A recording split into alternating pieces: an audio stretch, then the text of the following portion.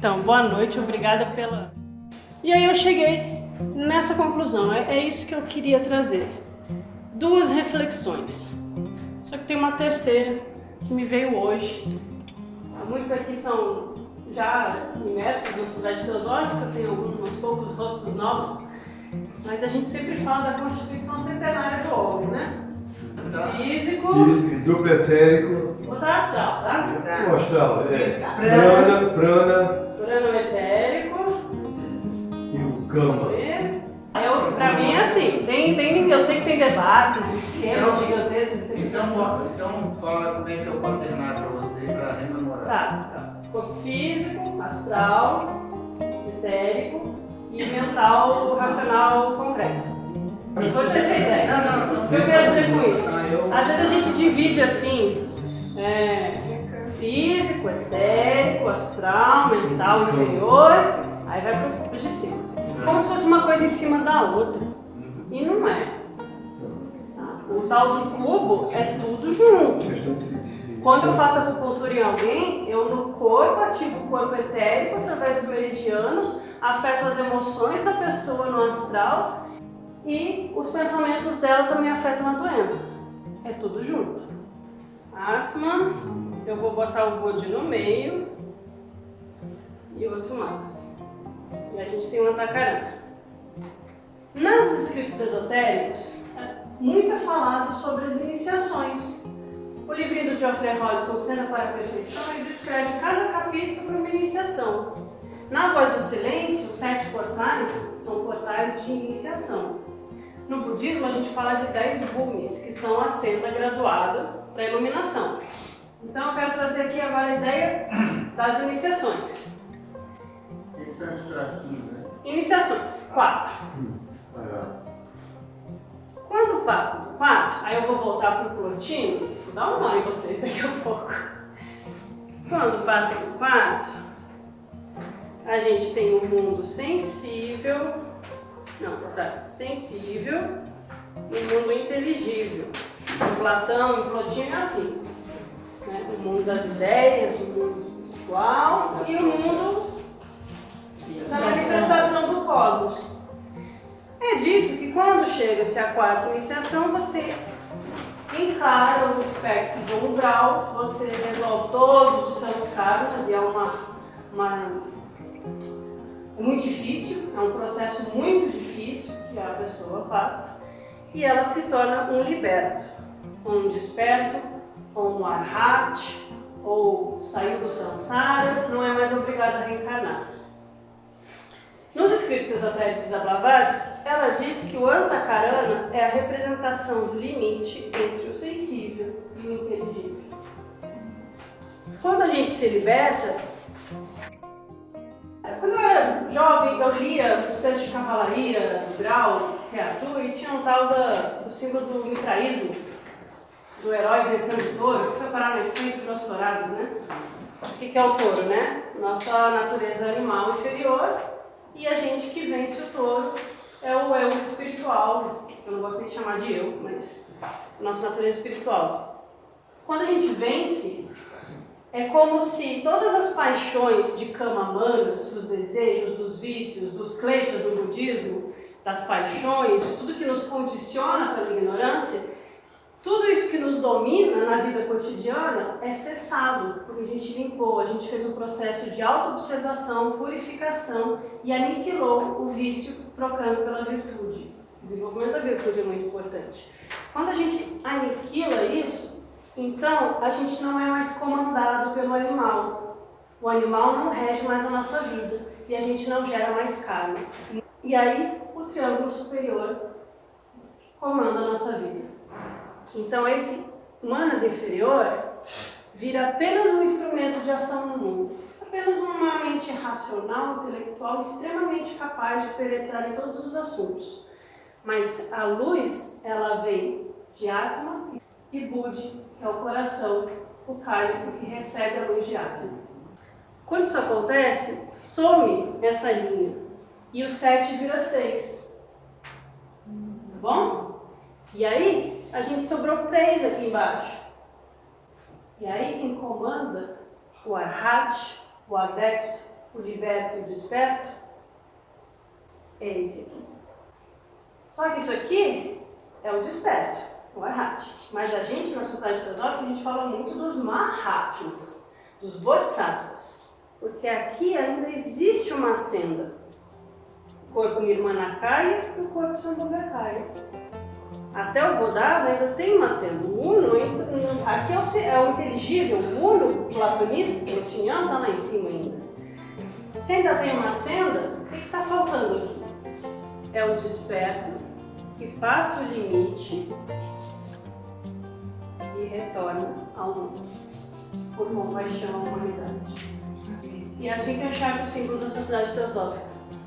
Por que eu queria falar disso? Porque eu queria que a gente tivesse essa noção de que existem graus de iniciação, graus de despertar. Eu amo demais os livros, eu sou apaixonada pela possibilidade de mundos que eles abrem em nossas almas. Então eu sempre honro os meus professores. Então eu podia vir aqui só falar, mas eu quero deixar por escrito algumas coisas e eu vou tentar dar um tempo certo. Quase esqueci de uma coisa importantíssima que vai ser para a sequência. No terceiro objetivo da sociedade teosófica, que a gente quase não citou aqui, que é estudar os poderes latentes do homem, eu acho que a gente tem que entender que o plano astral e o plano etérico, eles estão no quaternário inferior.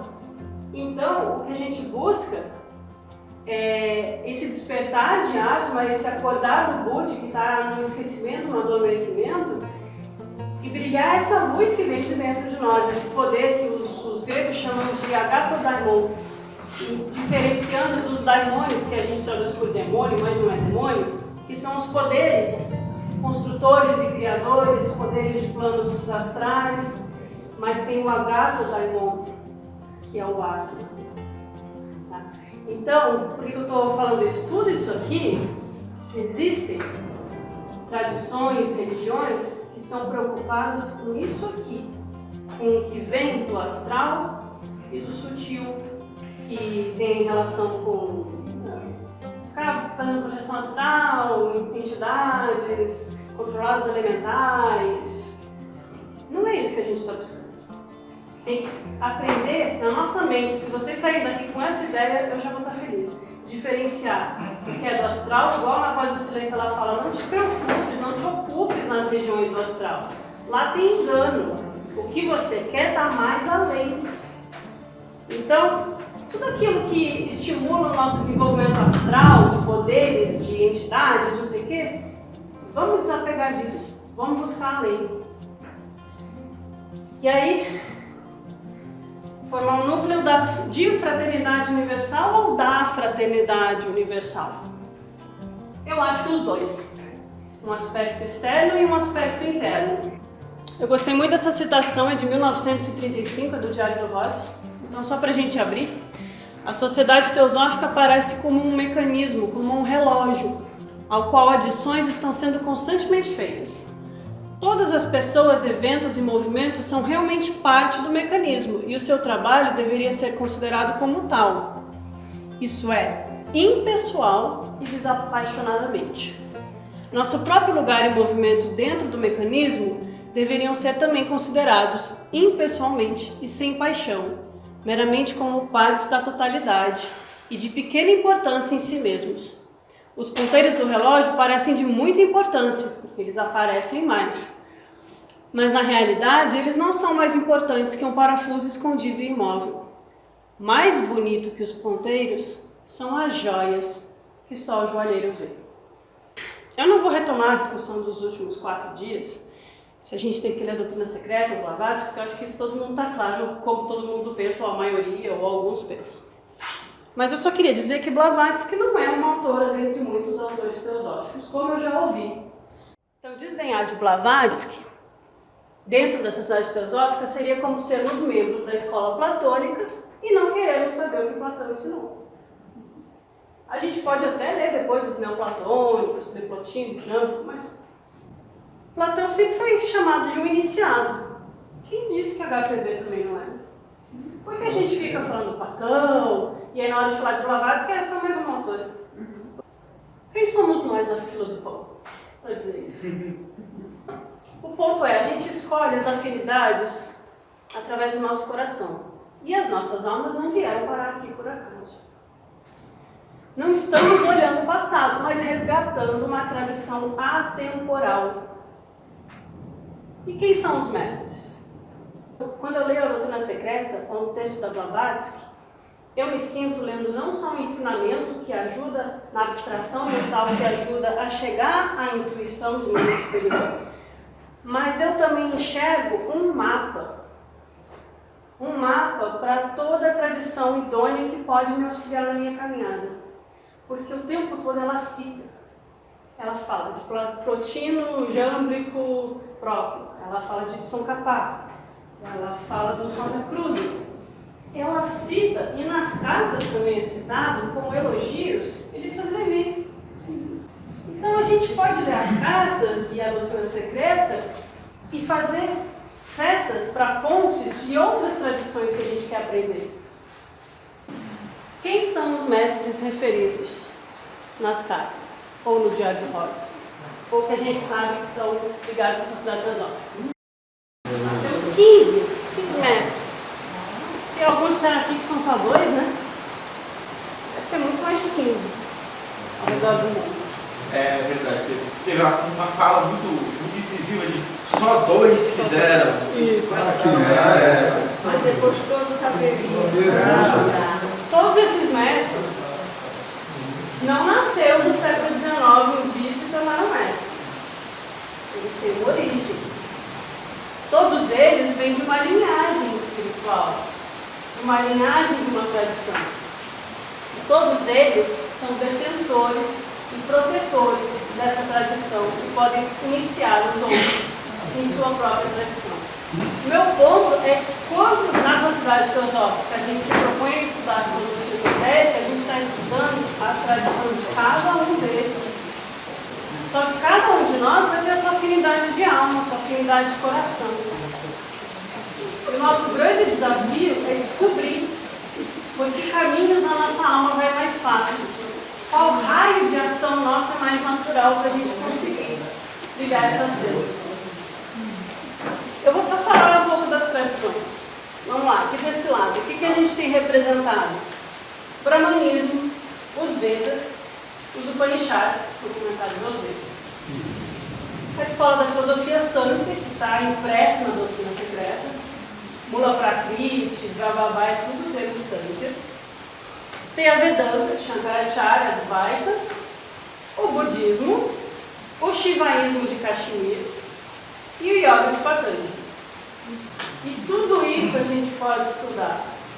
A minha proposta, uma das minhas propostas, sendo ousada, é a gente ler a Doutrina Secreta e usar ela como um modo de abordar as outras coisas. Que nem a Josi falou, depois que tu lê a Doutrina Secreta e tu lê as outras, vai fazendo sentido, dá gosto. Então isso são as tradições que representam, né? Vedanta, Brahmanismo, Shivaísmo, Budismo, Yoga. Do outro lado, a gente tem o cristianismo e o gnosticismo, né, os gnósticos, os essênios, o Zohar, o Bahir, a Cabala Caldaica, o zoroastrismo, o sikhismo, que está no meio termo aqui, né? A gente tem o hermetismo egípcio, o pitagorismo, o platonismo, o orfismo, os filosóficos, a alquimia, que não é só moderna, tinha alquimista lá no século II DC, tinha alquimista escrevendo sobre isso.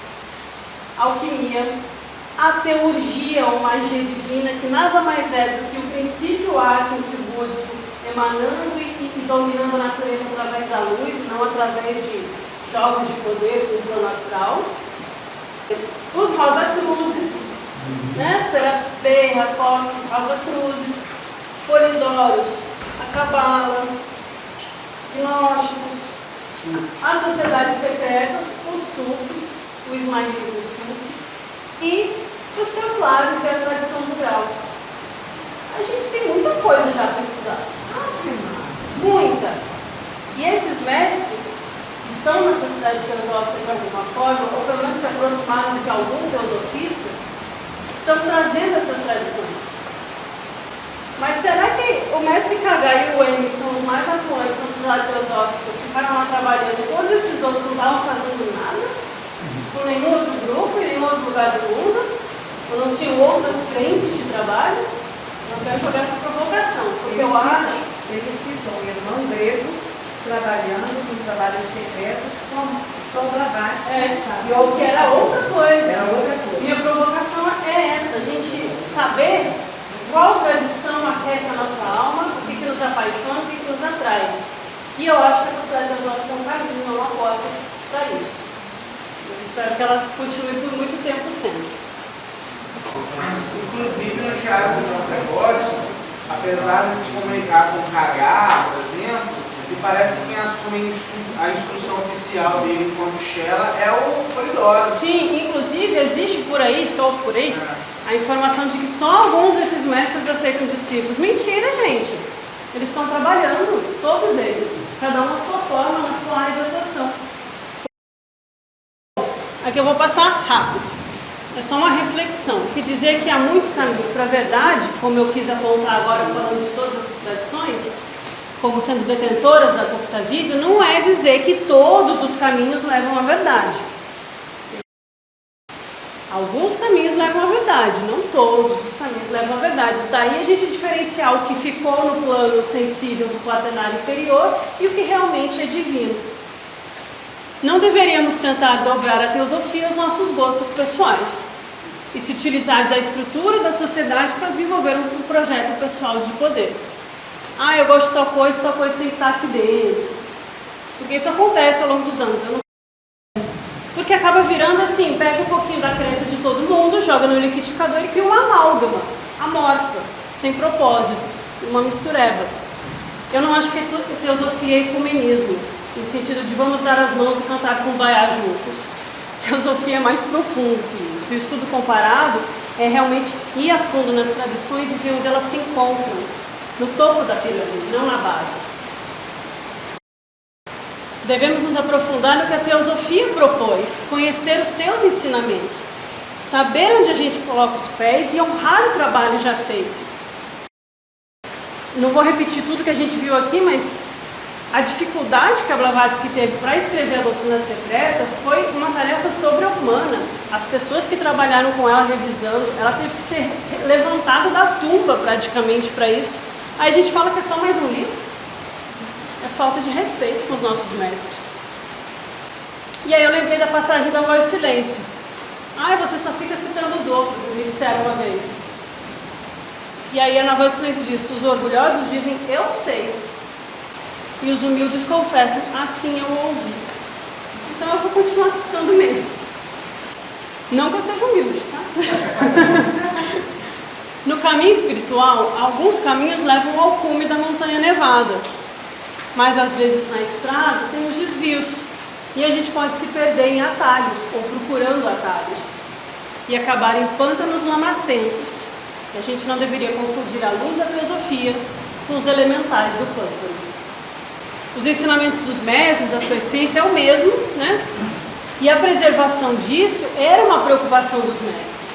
Ao longo de todos os séculos, todos esses mestres nomeados aqui tiveram outros nomes.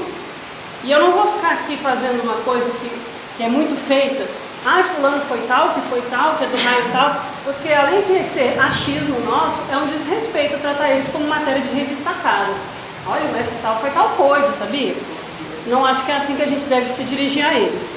Mas a gente sabe que eles foram outros. Então tudo aquilo que eles escreveram, por que a gente não está lendo também? Se a Sangha é o autor da Voz do Silêncio, por que a gente não está lendo os textos da escola Yogacara?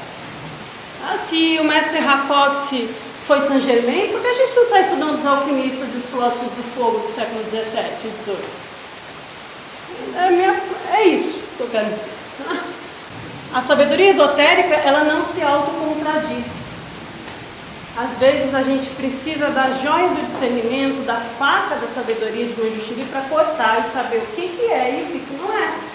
Porque você não pode ter um mestre defendendo o valor da vida e a compaixão por todos os seres e ter uma palestra defendendo o sacrifício de animal dentro de uma loja teosófica.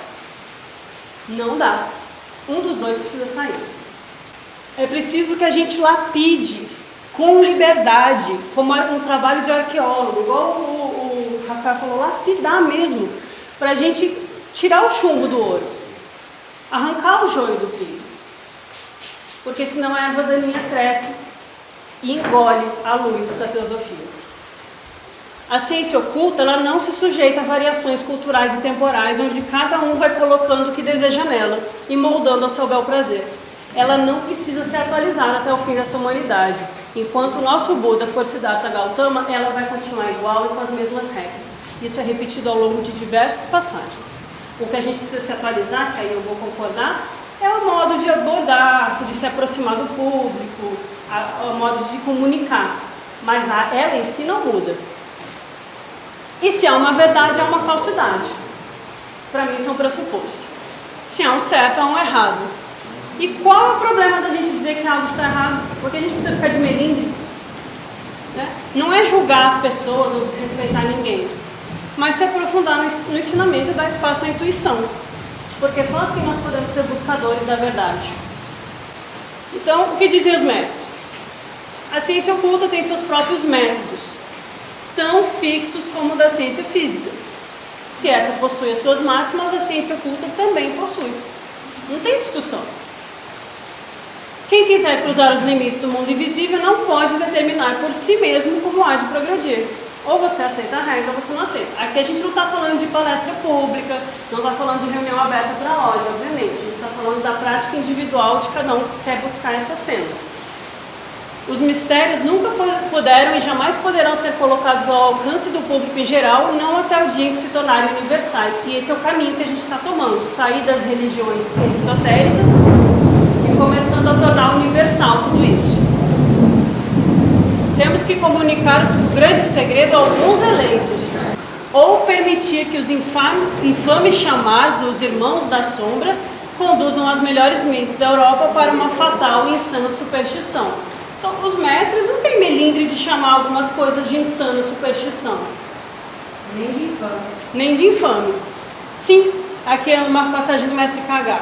Senti-me um pouco incomodado diante das afirmações sacrílegas de J.K. Onde foi que esse adepto de subúrbio aprendeu o budismo, na pergunta? O Kobyugan, que às vezes o Mahachohan é referido como Kobyugan, a quem eu mostrei a passagem, riu até as lágrimas escorrerem de seu velho rosto. Eu desejaria fazer o mesmo, rir igual. Quando a velha senhora ver essa passagem, vai ter uns 2 cedros danificados em cima, de tanta energia que ela vai botar na vida. Nossos inimigos, todos escrevem livros. Gostam muito de ditar evangelhos inspirados. Nenhum médium inteligente e perspicaz necessita de inspiração de um espírito desencarnado. Os anjos, em geral, não fazem mais do que sussurrar falsidades e aumentar a superstição. E isso a gente vê cotidianamente agora no nosso meio, né? Tem muita. Eu já vi curso, pague R$800 e recebo uma comunicação do mestre Larion. Tem muito isso. A gente tem que tomar cuidado. Tolos os que não veem que todos os dúctipas estão trabalhando para a destruição da sociedade. Cegos são os que não veem e não percebem. Os que veem não percebem. Seu karma está tecido. Que mestre pode ou deve auxiliar os que se recusam a ajudar a si próprios? Se você vê e não faz nada, ai do karma. Luz e trevas, lá nos essênios, lá no século 1, 2 AC, lá na Palestina, no Mar Morto, tinha a batalha dos filhos da luz contra os filhos das trevas. A gente tem que parar de achar, enquanto teosofistas experientes, a gente tem que parar de achar que isso é mitologia, que magia negra é mitologia, exagero, só tem um bom coração que está protegido. Não existe essas coisas. Existe sim. A imagem do Star Wars, do Anakin Skywalker que vira o Darth Vader, é mais do que clara. Hodgson falando, há certos sinais que distinguem de maneira praticamente infalível os movimentos e organizações dos inimigos do homem. Egoísmo, orgulho, excesso de amor próprio, crueldade, intolerância e desumanidade. Por trás de tudo, existe um desejo contínuo de dominar a mente dos outros, pois a marca desses inimigos da felicidade é o egoísmo e a negação de toda a essencial liberdade, tanto de pensamento quanto de vida. Que bom que aqui nesses dias a gente discutiu tanto a liberdade de pensamento e o não dominar as mentes dos outros.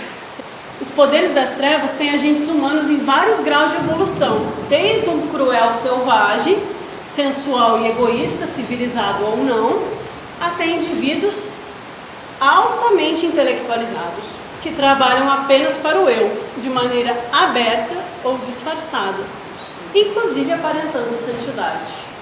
Teosofia é uma força e ela deveria ser usada para melhorar a condição da humanidade. Desejamos corações verdadeiros e altruístas, almas confiantes e destemidas. E aí eu volto na pergunta do primeiro slide.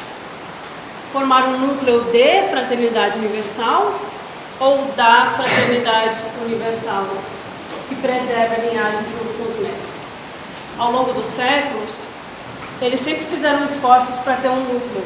Jesus falava em parábolas ao povo e aos discípulos ensinava o mistério do reino.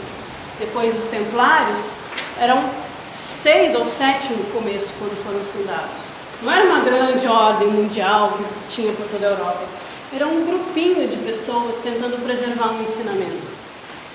Eu lembro também de Teresa d'Ávila, uma mística espanhola do século XVI, que ela passou 20 anos morando num mosteiro, era freira, ninguém ia dizer que ela não era santa, mas ela passou 20 anos no mosteiro e ela estava achando ruim, porque as freiras do mosteiro só se importavam com a visita do domingo, com a fofoca de quem trouxe assuntos do mundo e com a roupa de quem tinha mais dinheiro ou não, porque lá tinha desequilíbrio de classe social dentro do mosteiro. E aí a Teresa falou, isso não é o Evangelho, isso não é o Cristo que eu quero para mim. E ela pediu autorização, saiu e fundou um novo mosteiro, as Carmelitas Descalças. E foi a partir desse momento que ela começou a receber a inspiração do Mestre Jesus, começou a meditar e ter experiências místicas. Apenas 6 noviças foram junto com ela. Então o que eu quero dizer é que os grupos bons, eles não precisam ficar pensando em adquirir membros ou crescerem, serem grandes. Se a gente começa com coração e com verdade, a gente naturalmente vai crescer e vai ser lembrado daqui a muitos séculos porque a gente fez o trabalho real. A ST sem os mestres e a possibilidade de uma senda é um corpo sem alma, para mim. É um clubinho de reuniões, um espaço de debates ecumênicos e atividades culturais. E isso não tem só na ST. Então o que diferencia a ST? Né? É preciso que haja vida pulsante, de dentro para fora, almas vibrando no propósito espiritual, interessadas em realmente transmitir os ensinamentos como uma teosofia viva, uma teosofia que desperta a intuição e a alma. À medida que cada um se sinta inclinado, nós deveríamos nos propor, se a gente quiser, porque nada é obrigado, a ser o coração da ST. Diz um mestre que quando buscamos a sabedoria, todas as coisas são devidamente acrescentadas no devido tempo. Eu acho que é isso. Quando a gente se coloca no nosso caminho, o karma, a gente tem que acreditar no karma. A gente fica aqui ensinando sobre karma, e aí quando vai para a nossa vida a gente não acredita. Botar em prática as virtudes, e aí a gente deixa para o karma. É preciso que haja energia e geração de mérito no serviço. Assim, a lei do karma se encarregar do sucesso da sociedade. Aí uma passagem do Diário do Hodgson de 1944. A vida sempre abre portas das oportunidades e não há necessidade de pensar sobre o amanhã. A gente está aqui pensando nos próximos 100 anos. Foi dito, não devemos tentar manipular a vida. Ao contrário, devemos descobrir o que a vida nos pede. Onde está o nosso coração?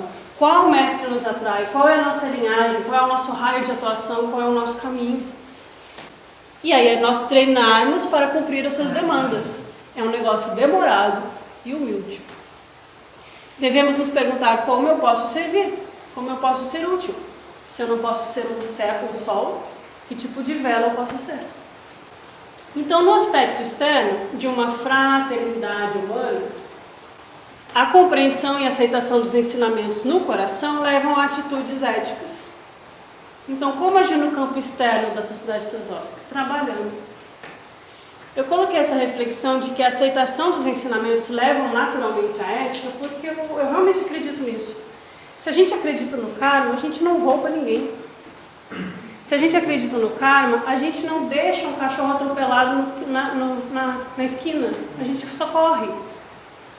O karma faz com que as pessoas naturalmente ajam para o bem, se elas realmente têm essa verdade para elas. Porque não faz sentido agir da forma contrária. Se a gente percebe que há uma unidade que é anterior a todas as coisas e todos nós somos mônadas provenientes dessa mesma unidade, não faz sentido eu agredir outro ser humano, eu matar outro ser humano. Então eu acredito que é possível a gente difundir o ensinamento teosófico para tornar o mundo melhor, não só para a gente seguir a senda e virar um adepto, mas para tornar o mundo melhor, difundir esses ensinamentos de modo que eles sejam coerentes. Se a gente entende como a teosofia explica a morte, quantas pessoas a gente vai ajudar que ficam sofrendo com seus entes queridos quando morrem? É tão mais reconfortante quando você entende o processo. Então eu acho que tudo que a gente ensina de modo público pode sim ajudar a melhorar a humanidade. E aí, como o Rafael colocou muito bem, a gente também descobrir as nossas formas de atuação, né? Porque não é só ficar dando palestra, mas perceber que cada um tem uma missão. Um vai dar palestra, o outro vai traduzir livro, ou escrever livro, o outro vai cuidar de ONG de animais, ou vai fazer um engajamento social para melhorar as condições humanas, porque caridade é diferente de justiça social, né? Mas a gente não ficar se preocupando só com o mundo. O Maha Chohan fala na carta única dele: as preocupações do mundo são passageiras, é como pessoas se hospedando no hotel, se preocupando com a mobília do hotel, quando tem uma viagem a ser feita. A gente tem que se preocupar com o mundo à medida que a gente também se desenvolve interiormente, e aí vai estar de acordo. Então a tolerância, a não competitividade e o inegoísmo ao percebermos a vida una, é isso que eu estava querendo dizer. Em um mundo inebriado por cama, pelo desejo, ainda mais agora, tudo é teologia da abundância, né? Seja feliz, seja rico, manifeste o seu potencial, ganhe muitos seguidores. Mas, como dizia o Buda, o sofrimento é inevitável e ele não tem fim. A insatisfação não tem fim quando a gente está buscando para o nosso euzinho pessoal. Quando a gente começa a vibrar por Atma, pela luz de Budi, quando a gente começa a pensar na unidade e agir do bem pelo bem, e não porque a gente está querendo alguma coisa, a gente talvez encontre uma estabilidade mental e uma felicidade mais real. Porque a gente para de ficar tão auto-preocupado e auto-centrado com as coisinhas da nossa vida. Então, seja paciente, disse o mestre. Seja o nosso colaborador útil, mas na sua esfera de atuação e de acordo com o seu critério mais maduro. Ninguém está sendo obrigado a nada, cada um vai ter o seu ritmo interno. Mas a gente ter consciência disso já ajuda muito. Então, como facilitar? Precisamos nos capacitar para sermos bons palestrantes, bons acolhedores dos novos membros, não ficar fazendo panelinha para ninguém se sentir excluído, e transmitir a teosofia em todos os níveis, do iniciante ao avançado. No budismo Mahayana ele fala: eu quero alcançar a iluminação o mais rápido possível, para que eu seja capaz de auxiliar aqueles que estão precisando. Não porque eu quero ver se a corrida chegar primeiro, mas é para nos capacitar, porque senão somos cegos guiando cegos. Se eu não sei o caminho, como é que eu vou mostrar o caminho? Você tem que trabalhar para que a luz chegue a outras mentes por intermédio da sua, disse o mestre Moura. Aquele que não se sente competente o bastante para compreender suficientemente a nobre ideia para trabalhar por ela, não necessita assumir uma tarefa que é muito pesada. Não precisa ter medo. Dificilmente haverá um teosofista que não possa auxiliar a teosofia eficientemente através da correção das impressões errôneas dos de fora, quando não ajudar realmente através da propagação dessa ideia. Então é como aquele relógio da primeira passagem, cada um pode ser uma peça. Na Voz do Silêncio também falam, se você, ó voz de coração tímido, se essa senda paira muito alto ainda para você, calma, cautela. Ninguém começa a desejar pôr os pés na senda na primeira encarnação que se depara com esse assunto. Os que vencerem hoje não vão voltar depois. O vício que você trabalhar em você hoje, a paciência que você desenvolver de verdade no seu fluxo mental hoje, vai te continuar no seu fluxo mental nas próximas vidas e vai facilitar o seu karma, o seu caminho. Então, não é suficiente que possa dar o exemplo de uma vida pura e virtuosa e de um espírito tolerante. Não é suficiente só ser um exemplo. Tá fácil, né? Para o chelado, pelo menos, nunca será o bastante. Você deveria, mesmo como simples membro, aprender que pode ensinar. Adquirir conhecimento espiritual e força de tal forma que o fraco possa apoiar em você e as tristes vítimas da ignorância possam aprender de você a causa de suas dores. Cada um de nós pode se capacitar para ensinar no seu próprio nível, porque sempre tem alguém que precisa. Você deveria encorajar outros para se encontrarem para o estudo e instrução. Aqui é a solução prática do mestre. Encoraje que as pessoas se encontrem para estudar. Deveria refletir constantemente com seus associados sobre como tornar os encontros interessantes. Vocês acham interessante? Não precisa responder não. É interessante a maioria das reuniões de loja? Eu fui em umas muito boas, mas fui em outras que, olha, eu queria sair correndo.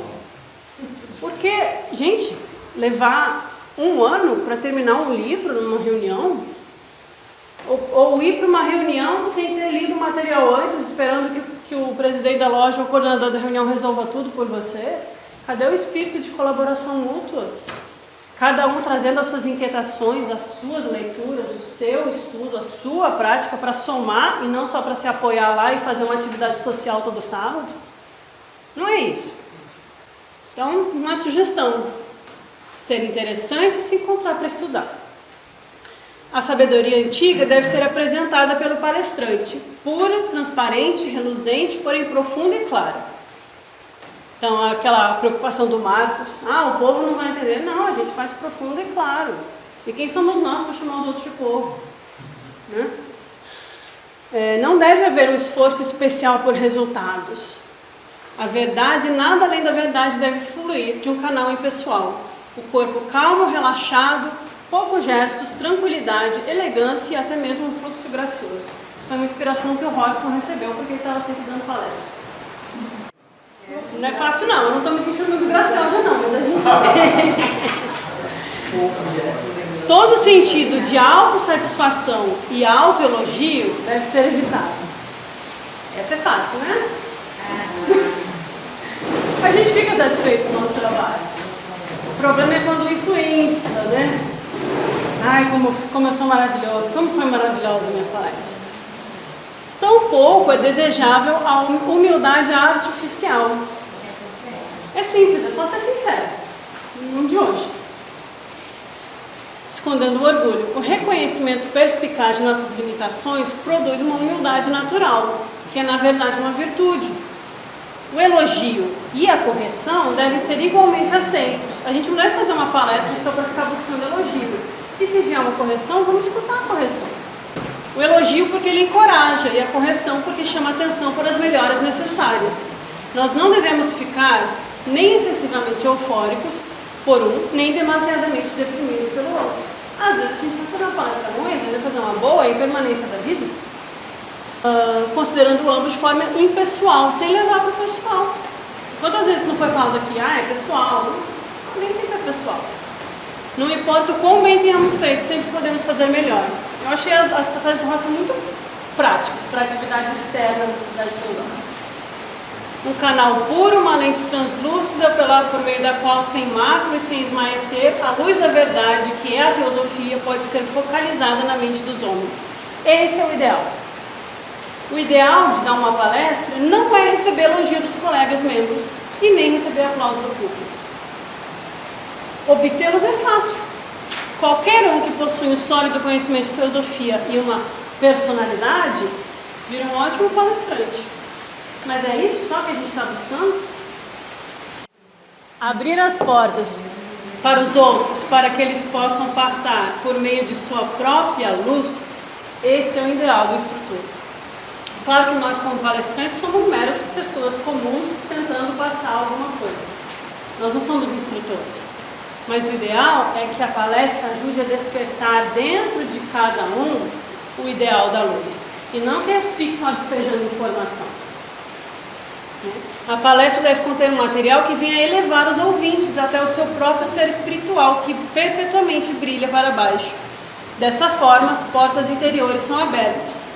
Também deve apresentar material para intensos pensamentos, verdades profundas e ideias sobre as quais as pessoas possam ponderar mais tarde. E, em terceiro lugar, orientação prática a respeito das dificuldades e problemas da vida. Mas em tudo deve brilhar a pura luz da verdade. Então a gente tem vários níveis aqui, né? Você tem o estímulo a pensamentos elevados, o despertar da luz do coração e orientações práticas, porque a gente tem dificuldades de vida. E a teosofia tem que ser uma coisa viva e prática nas nossas vidas, né? A teosofia não precisa da primeira pessoa do singular. Não é a minha palestra. Porque às vezes acontece, eu não sei como é nas lojas de vocês. Eu vi muitos acontecimentos em Brasília que tem a sede, tem muitas lojas e muita gente, muitos palestrantes. Então os meus exemplos geralmente estão pensando em lá. Mas não estou me referindo a ninguém, tá? Muitas vezes eu vejo pessoas boicotando a palestra do outro, ou boicotando a loja do outro. Não vou lá na loja de fulano porque fulano não sei o quê. Não vou deixar fulano pegar esse horário para atividade porque isso é da minha loja.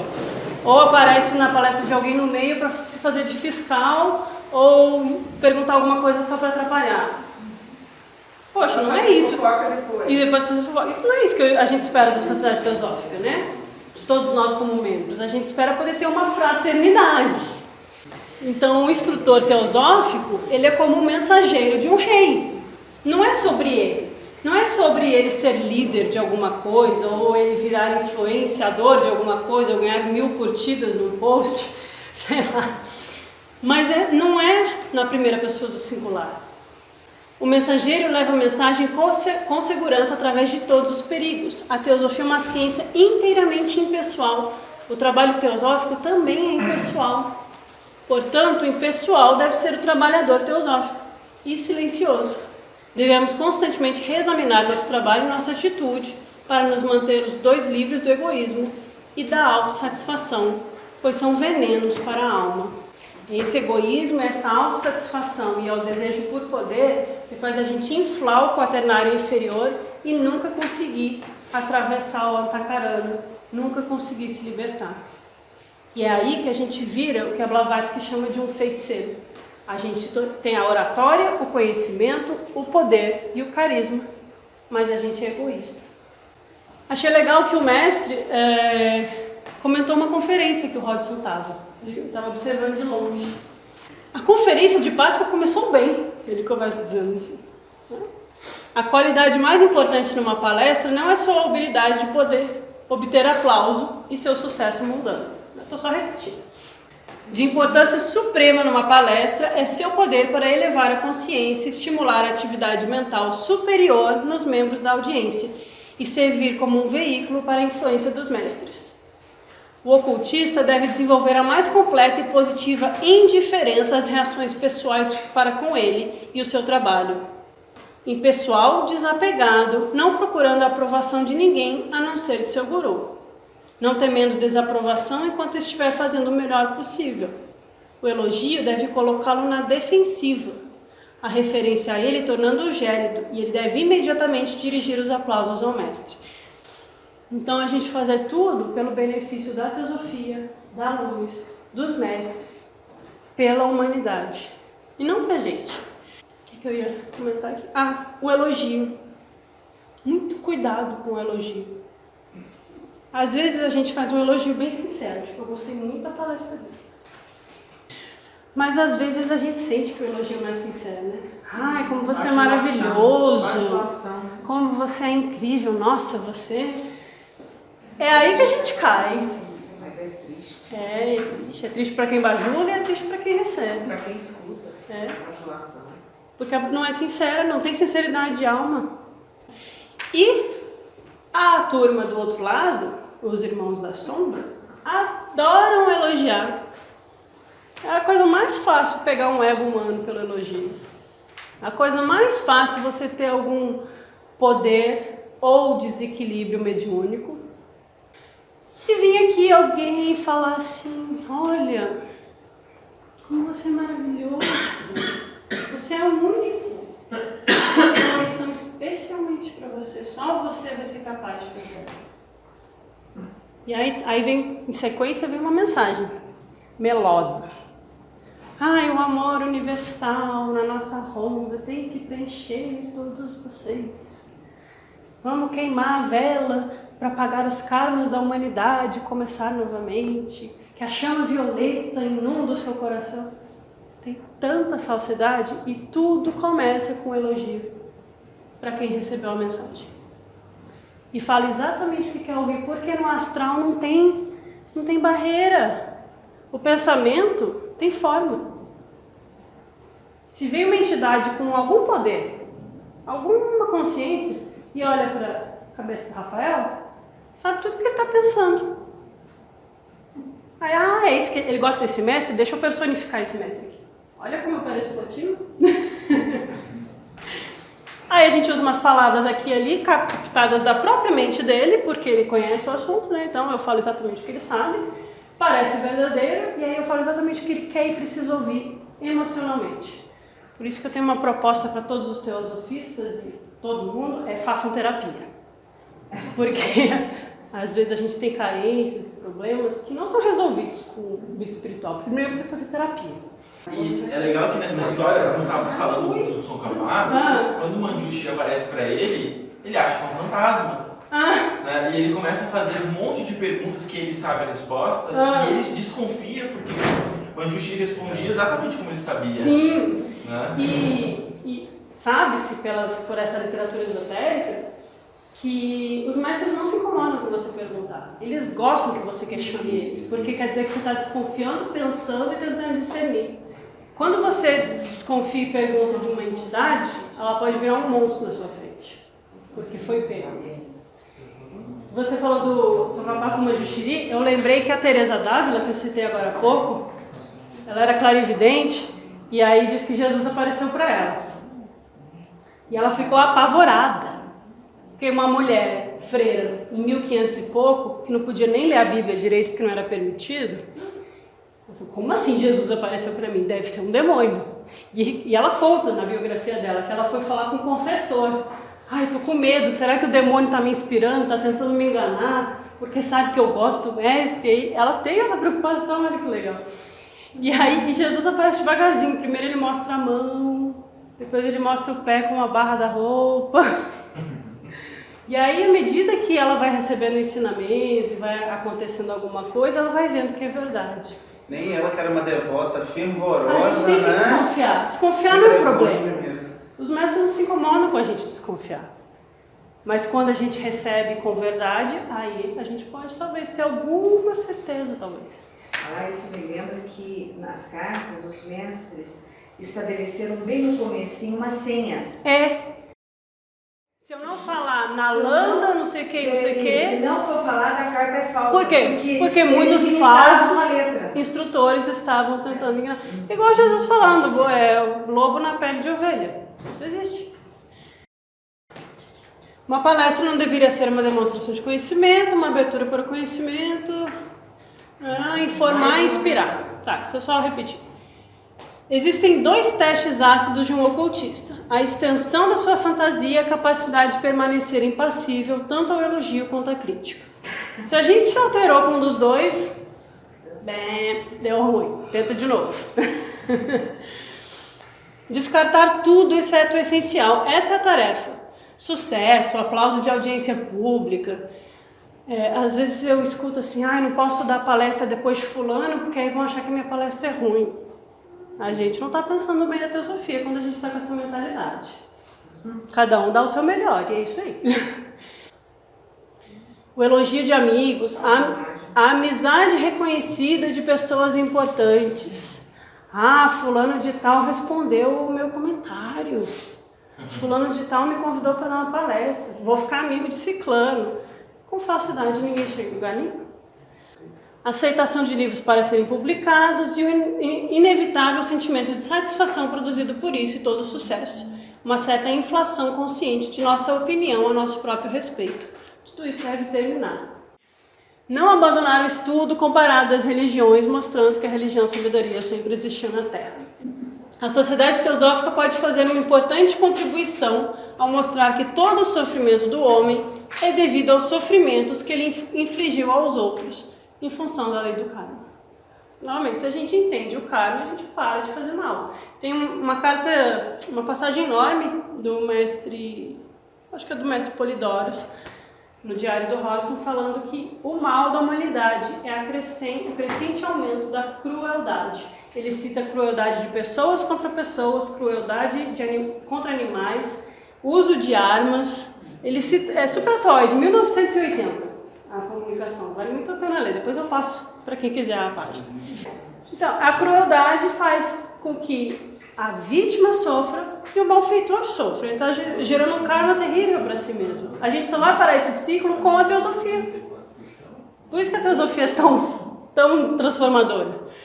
Portanto, a única maneira segura para ter essa certeza de que o sofrimento não vai piorar nem continuar para sempre é para a humanidade colocar um fim à crueldade.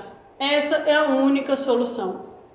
Em outras palavras, o humanismo e a única prevenção e o conhecimento desse fato, apresentado de forma especial e documentado com todo cuidado, seria uma contribuição extremamente valiosa e potente da sociedade teosófica.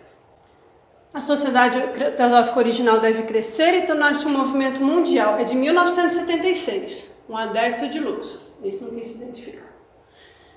Crescer e se tornar um movimento mundial muito eficiente e efetivo para disseminar a teosofia no pleno significado da palavra, incluindo aplicações práticas para a vida. Num sentido, ainda que seja desesperadamente trágico, a decadente situação mundial oferece à sociedade teosófica sua maior oportunidade, pois todas as pessoas estão perguntando qual é a solução para tanto sofrimento no mundo, para tanto mal. E quando o ensinamento da teosofia ensina que nós somos o princípio divino, que desceu ao mundo sensível, está sendo dominado por paixões e dominado por kamamanas, por vícios, kleshas terrenos, mas que isso não é o sentido da nossa vida, quando a teosofia ensina que existe um caminho de libertação desse sofrimento, a gente está ajudando a humanidade inteira a se libertar disso. Então é mais do que fazer caridade material, é mais do que trabalhar na ordem teosófica do serviço, que é linda, mas não é suficiente. Tem que ser mais do que isso. Não deixe de continuar a dominar sistematicamente a doutrina secreta e de colocar as suas próprias palavras, seus ensinamentos básicos e as aplicações para os problemas na vida. Tirar esse patamar de doutrina secreta, porque ela é um microcosmo. Uma renascença da teosofia original, 1944. Uma renascença da teosofia original é desejada e o trabalho valioso de Sinnett deve alcançar a preeminência outra vez. Tome cada doutrina e elabore suas implicações, mantendo estritamente de acordo com o original. Tome fatos sobre a morte, o Devachan, como apresentados originalmente, e reformule ao longo dos ensinamentos básicos sobre reencarnação, karma, rondas, cosmogênese, deidade, etc, etc. É desejado que uma poderosa corrente de pensamento teosófico flua pela mente da humanidade do pós-guerra. Ele está falando em 1944. Ele está preocupado com a crueldade humana. Comece a bater nessa tecla da necessidade e valor da reafirmação das bases da teosofia, que é o que a gente fez aqui nesses dias. Nada é mais valioso do que a voz falada. Dê pelo menos 2 palestras ao mês. Todos vocês, cada um. Vai lá na comunidade, no bairro, começa aí todo mundo a trabalhar, gente. Não é só ficar esperando que os clássicos palestrantes continuem palestrando pro resto da vida. São muito benéficas, especialmente as gravadas e reproduzidas. Eu gostei dessa parte. Bem atual.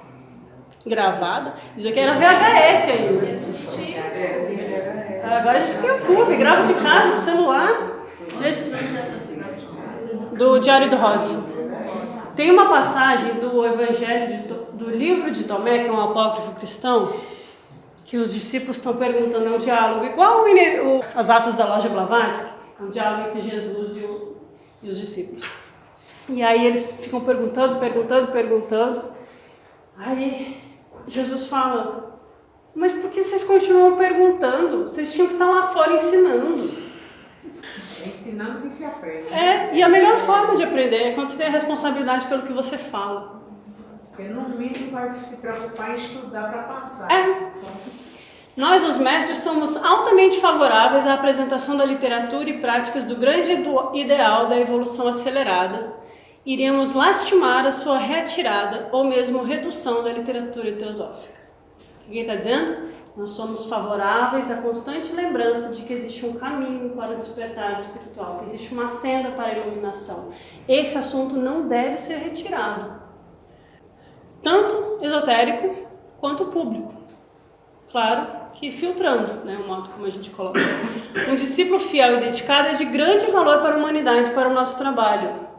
Um discípulo que cruza para outra margem é muito mais valoroso do que só fazer caridade de cesta básica, porque você não foi na raiz do problema.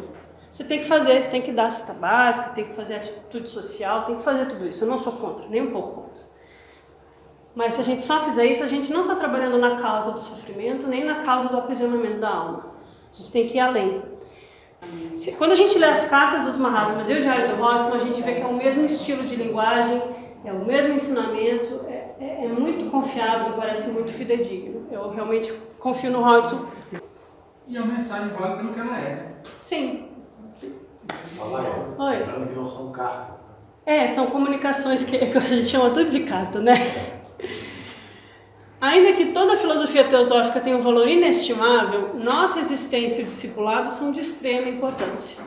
Gostaríamos de lhe aconselhar a chamar atenção para isso em suas palestras e aulas, especialmente para os jovens. O Hodgson tinha uma preocupação muito grande com o grupo de jovens. Bom, aqui eu acabei aquela parte do um núcleo de fraternidade humana. Como trabalhar isso? Com trabalho, serviço, nossa autorresponsabilidade, boas palestras, aprender a ser um bom palestrante, tornar as reuniões de lojas interessantes, acolher bem quem chega. Acho que dá pra gente refletir várias coisas aqui. Uma última coisa é sobre a loja. Um grupo com uma mandala energética. Quando eu falei do terceiro objetivo da Sociedade Teosófica, dos poderes latentes do homem, eu realmente acho que a gente às vezes esquece dessa parte sutil do ensinamento. Que não é só um estudo de livro, que não é só dar uma boa palestra, existe uma questão energética envolvida. E a gente tem que estar atento a essa parte sutil. Então aqui também é carta dos Mahatmas, Blavatsky e um trecho do Hodgson. Um grupo de estudantes das doutrinas esotéricas que queira obter proveito espiritual deve estar em perfeita harmonia e unidade de pensamento. Cada um, individual e coletivamente, deve ser, no mínimo, totalmente altruísta, gentil, pleno de boa vontade em relação a cada um dos outros. Não deve haver espírito de facção no meio ao grupo, nem maledicência, nem falar mal pelas costas, nem fazer fofoquinha no corredor da loja, inveja ou ciúmes, desprezo ou cólera. O que deve ferir um, fere o outro. O que alegra um, alegra o outro. Essas eram as regras do grupo interno. Ocultismo prático diz que é Ocultismo prático, como os dedos de uma mão. O que afeta o poder de luz, a mônada em um, deve afetar em mim. Porque realmente somos uns, não é uma ideia abstrata. Somos mesmo. Uma simples reunião de pessoas, diz a Blavatsky, aparecerá na luz astral como um grupo sem caráter permanente. Mas um grupo formado para estudar a filosofia esotérica, em conjunto, apresentará uma coesão duradoura. Quanto mais elevada espiritual a afinidade, tanto mais permanente será a coesão. O que ela está descrevendo é o que alguns chamam de egrégora. É a criação de um campo energético que representa aquele grupo. Algumas egrégoras são bem particulares. A Sociedade Teosófica tem a sua, cada loja tem a sua sub-egrégora. E às vezes elas não combinam entre si. Se misturar uma egrégora aqui e enfiar ela dentro da Sociedade Teosófica, às vezes não combina. Argumento e discussão deveria ser reduzido ao mínimo. Esse aqui a gente não consegue. E finalmente substituído pelo pensamento. E o pensamento deveria ser reduzido ao mínimo e finalmente substituído pelo silêncio. No silêncio nasce a sabedoria. Tem que silenciar a mente em algum momento, tem que meditar. Trazer a sabedoria milenar ao mundo é uma tarefa difícil e muitas vezes penosa. Nós que pertencemos ao grupo de trabalhadores não deveremos infligir dor aos outros de forma proposital, uns aos outros, de forma proposital e descuidada. Isso aqui para mim é um exercício constante de autoobservação das minhas motivações. Por que eu quero levantar a voz e falar alguma coisa? O que eu quero dizer? Por que eu quero dizer? O que eu vou atingir com isso? Qual é o meu objetivo? Como eu vou agir? O tempo todo, a autoobservação. Sem isso, não tem prática espiritual. Enfatize mais uma vez a importância de alcançar a mente humana com ensinamentos de teosofia, para deixar claro o perigo para a humanidade atual da situação declinante do mundo. Continue a usar a palavra perigo como um estímulo para todos que ouvem e recebem de você a informação para a disseminação mundial da teosofia. Continue mencionando que a senda e os mistérios não só estão abertos hoje, mas estão funcionando de forma mais plena do que nunca, apesar da escuridão do mundo. A gente lê as cartas, a gente lê Sinit e parece que a gente está só no século XIX. A gente está agora, os mestres estão agora, encarnados, trabalhando e a gente aqui discutindo entre si. Retire uma palestra do Caminho para a Perfeição, que é um livrinho fininho, estava em promoção agora na editora teosófica. Tenha cuidado com o estado de espírito impiedoso, porque ele surgirá como um lobo faminto em seu caminho e devorará as melhores qualidades da sua natureza. Quando a gente é impiedoso, quando a gente fica com raiva do palestrante, ou o palestrante fica com raiva de quem perguntou e a gente vai... A gente não só está desarmonizando toda a mandala criada de energia, como a gente está fazendo mal a nós mesmos, gerando um karma negativo e agredindo energeticamente e verbalmente outra pessoa. Então tenha cuidado, autoobservação. Devorará as melhores qualidades que estão despertando para a vida. Amplie suas simpatias em vez de limitá-las. Tente identificar-se com seus companheiros em vez de diminuir o ciclo de afinidades. Sua religião deve ser a bondade, sua mais elevada expressão, a amizade, sua virtude maior, a lealdade. Esse aqui é só para mostrar que existe esse texto, importante aos estudantes da Blavatsky, publicou em 1888 na revista Lúcifer, que é essa ideia de que para o Lanrim, para que o instrutor transmita as palavras do Lanrim e prepare-se para a prática interior, você tem que estar purificado e devem estar unidos como os dedos de uma mão e gravar que o que pode ferir ferirá todos eles. E não pode sentir diferença entre si e os seus companheiros. Eu sou o mais sábio, eu sou o mais puro, eu estou mais perto do chelado. A gente não sabe. A gente não sabe porque às vezes a pessoa aparenta ser muito boazinha, não é? E às vezes a pessoa aparenta ser muito nervosinha, mas ela está praticando coisas boas. Então, a filosofia esotérica não é estudada com fins egoístas para fim de satisfação e ambição pessoal, orgulho ou vaidade. É preciso de atenção para a ética e purificar a alma. O verdadeiro ocultismo consiste na renúncia do eu. Aconselho os jovens sobre a escolha dos fundamentos teosóficos e suas possíveis extensões em que crença é dada. É estranho isso. É uma boa prática fazer uma lista escrita de crenças pessoais. Fazer uma lista de crenças pessoais e conferir elas para a teosofia básica. E cuidar para nunca se afastar ou ir muito longe dessas. Isso vai capacitá-los a evitar ideias errôneas. Então os mestres também dizem que existem coisas erradas. Não tem problema a gente dizer isso. Parece que está todo mundo com medo de dizer que alguma coisa é errada. E até mais importante, ajudar os outros de forma semelhante. Tudo isso é muito importante quando muitas ideias aparentemente teosóficas, mas não verdadeiras, estão sendo apresentadas e estão levando, quase seduzindo, para longe da teosofia real e verdadeira. E aqui ele reclama que parece que tem uma tendência na ST em 1978 de não pensar a respeito dos mestres e deixar eles de lado e esquecidos, e que seria muito bom se as pessoas voltassem a colocar a existência dos mestres e da senda na mente de todo membro da Sociedade Teosófica.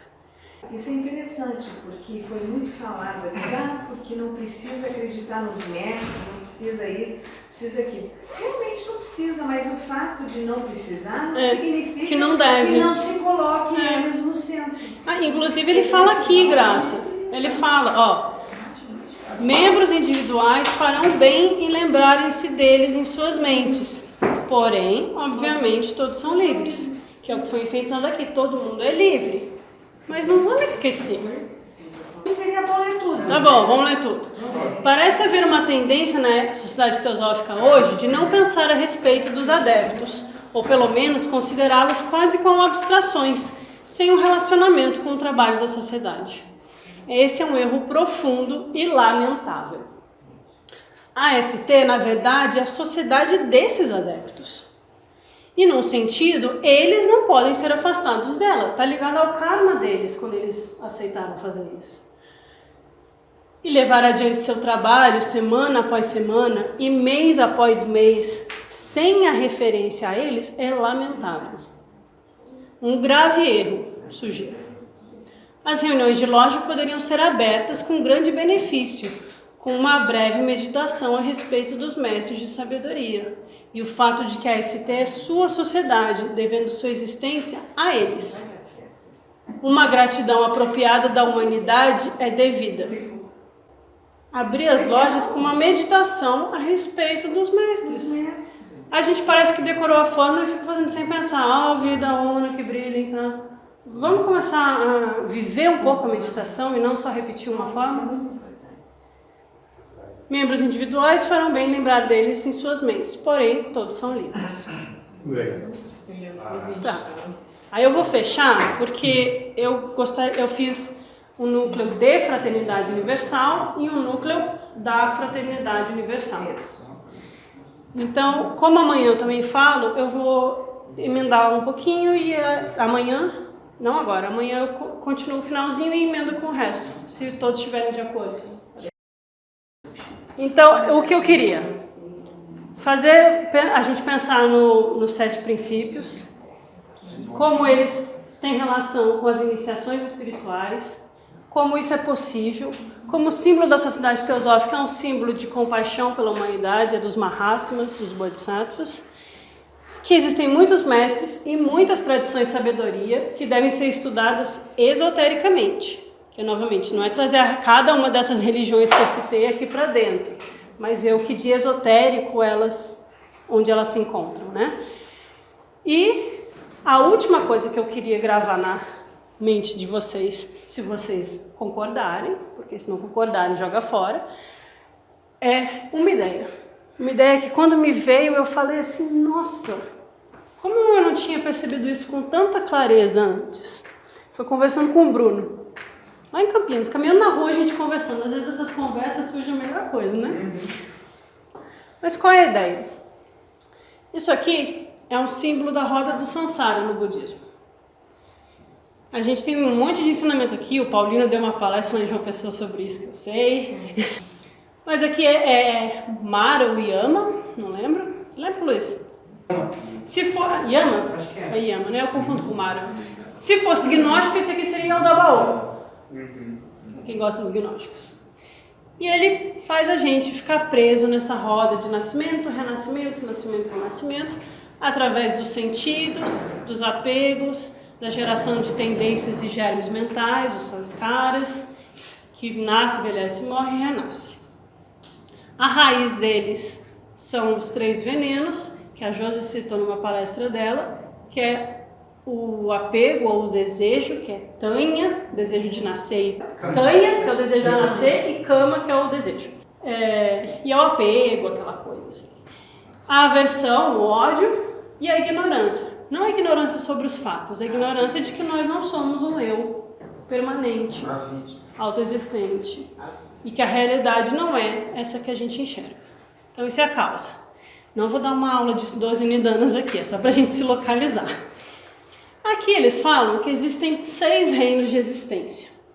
Cada um desses reinos representa aqui embaixo os infernos, frio e quente, e os fantasmas famintos, que têm boquinhas pequenas e barrigões enormes e estão sempre insatisfeitos. E assim a gente pode pensar na humanidade aqui. Tem gente vivendo em infernos. Tem gente vivendo na Síria, nos ataques de gafanhoto lá na África, Na Venezuela, passando fome. No Rio de Janeiro. No Rio de Janeiro. Isso deve despertar a nossa compaixão. Uma vez eu li um professor budista dizendo que bodhicitta, a compaixão, que não é um sentimento, não é um emocionalismo, mas é um estado mental que desperta do coração, é como se a gente tivesse um SOS, um luminoso piscando assim na nossa frente, cada vez que a gente vê alguém sofrendo.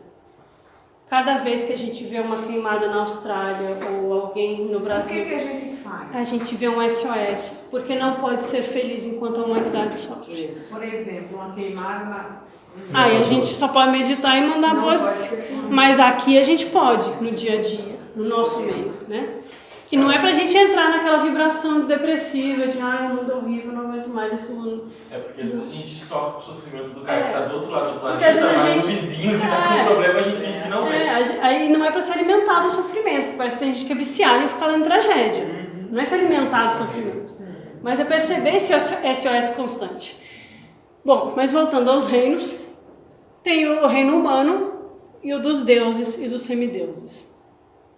Qual é a sacada que eu queria passar? A gente se liberta do samsara, que é passar da quarta iniciação, sair do quaternário inferior, quando a gente passa pelo quarto portal da voz do silêncio, que é Vairava, que é o desapego, que é a renúncia ao mundo. Quando o mundo deixa de ter sentido para nós, quando essas coisas do cotidiano não satisfazem mais, a gente vive uma constante angústia, parece que a gente não vai encontrar descanso enquanto a gente não continuar caminhando. E a angústia vai continuar. Dizem que Porfírio, o neoplatônico, estava em profunda depressão e Plotino mandou ele viajar lá para a Pérsia para ver se ele melhorava. Os Mahatmas também passaram por isso. Porfírio estava prestes a cometer suicídio. Sim. O mestre percebeu e mandou ele viajar. Sim. Ok, a gente sente isso, mas vamos transcender isso. Mas a gente se liberta. Então a libertação é possível. Quando a gente se liberta, a gente não gera mais karma, nem bom, nem mal, porque não tem mais um eu condicionado gerando karmas. A gente começa a agir a partir da luz de Budi. Isso. Aqui tem o reino dos deuses e dos semideuses, que é melhor que o reino humano. Diz que tem prazer à vontade, música. Se a gente não gera mais karma, a chave para a libertação não é ser bonzinho. Não é que a gente vai ser cruel. Eu acabei de falar que não pode ser cruel, tá? Mas a gente não tem que achar que é só fazer caridade que vai resolver. Não é ser bonzinho, falar mansinho, ser fofinho. Bichinho. Não, isso não torna ninguém iniciado. Você é bravo, você que não desce. É preciso uma alquimia interior. A mesma energia dos poderes colocados em nosso corpo na visão dos cabalistas e dos gnósticos, que nos prendem e aprisionam nos vícios, é a mesma chave que liberta para a virtude. A mesma chave da virtude que abre cada portal da voz do silêncio. Então a gente precisa de uma chave. E essa chave é uma transmutação interior, é uma alquimia interna. Em Pisci Sofia, Jesus fala que é receber os mistérios. Então por que a gente vai ser bonzinho, gerar mérito? Porque se a gente tiver mérito de verdade, se a gente fizer coisas boas e agir altruisticamente, com virtudes, buscando essas virtudes, a gente vai ter bons renascimentos. Bons renascimentos significa acesso aos ensinamentos que permitem o acesso a essa chave. Então, é uma garantia de que você vai conseguir chegar perto. Para continuar, né? É, para poder continuar. gradual é Só o budismo fala muito isso, a alegria de poder ter um renascimento humano, onde você pode ser alfabetizado, tem acesso à educação e existe um dharma verdadeiro possível. Sim, quer dizer que a gente tem Só que tem um problema. Há controvérsia. Quando você tem boas oportunidades e você não aproveita, o karma correspondente negativo também acontece. Nasce no Alasca, na próxima. Então, os deuses, no reino dos deuses, eles sofrem por um único motivo. Aquilo vai acabar um dia, porque eles ainda estão sujeitos à lei da impermanência. Eles sofrem com isso. E tudo que eles mais desejam é poder voltar a renascer como humano. Porque só no reino humano a gente consegue a chave dos mistérios. É isso que eu queria dizer. Que não adianta só ser bonzinho, a gente precisa desse despertar interior da consciência. E isso exige esforço. 2 parágrafos. Fiche Sofia, traduzido pelo Raul Branco, são as atas do grupo interno da Loja de Jesus. É sério. São 18 discípulos aqui nominalmente citados, não são 12, são 18. E eles fazem perguntas e respostas, igual faziam lá para Blavatsky. No livro 3, eu não sugiro ler pela ordem, viu? Começar pelo primeiro, a ordem está meio errada do manuscrito, é muito dureza começar pelo primeiro. Bom, mas no livro 3, os discípulos estão angustiados, querendo saber o futuro da alma humana, né? Então eles perguntam o que eles devem fazer. E aí Jesus fala, renunciai ao mundo. A 4ª chave. Renunciai ao mundo. Simples. Sim. Né? Renunciai à murmuração, renunciai a ouvir falsidades, renunciai a causar danos aos outros, renunciai à maledicência, renunciai ao perjúrio, renunciai ao orgulho e à arrogância, renunciai à gula, à tagarelice tola, renunciai aos maus hábitos. Eu não vou ler todos, é só para vocês terem uma ideia. A página inteira é só sobre renunciar. Tá? Jesus era duro às vezes. Dizei aos homens do mundo, para que possais receber os mistérios da luz e ir para o alto, para que possais se libertar, sede calmos, amorosos, bondosos, pacíficos, misericordiosos, caridosos, cuidai dos pobres, dos doentes, dos desafortunados e sede amantes do divino, justos e bons, e renunciai a tudo.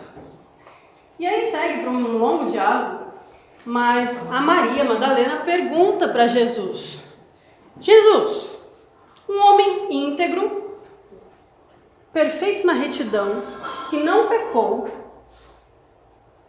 ele vai ser atormentado com punições e julgamentos? Porque ele está contando o que acontece com o ladrão, o que acontece com o assassino.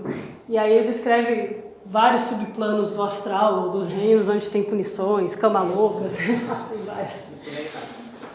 E aí ela pergunta, mas e o homem bom, que não tem os mistérios, ele vai ser atormentado? Porque ela estava preocupada com as almas. E ele fala, um homem bom, ele vai ser recebido pelos recebedores de almas. Essa é a linguagem do texto, tá? Às vezes é meio estranho.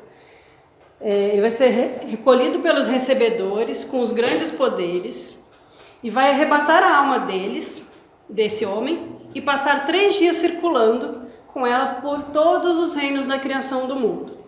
Depois de 3 dias, vão levar essa alma para baixo do caos, submetê-las a todos os julgamentos e punições. Mas o fogo do caos não vai atordoar essa alma. Ela só vai sentir um leve desconforto, porque foi um homem bom e justo durante toda a sua vida. Então esse não vai ser punido, é só parte do processo, passar por todos os... E aí vai ser um pouquinho desconfortável, porque ele ainda não se libertou do samsara, mas ele é bom. Então, depois de tudo isso, trazem a alma diante da Virgem de Luz, que é um poder. A Virgem de Luz examina a alma e, descobrindo que ela é isenta de pecados, não permite que a levem para a luz, não permite que a levem para os planos elevados, porque ela não tem a marca do reino do mistério. Mas a Virgem de Luz marca essa alma como boa alma, né? E coloca ela num corpo que será apropriado para que ela encontre os mistérios na próxima vida. Então, se a gente não quer seguir essa senda agora, se a gente não se sente preparado, a gente pode ir se preparando. Cada um seu jeito. Mas eu dizendo que não basta só ser bonzinho, mas tem que ser.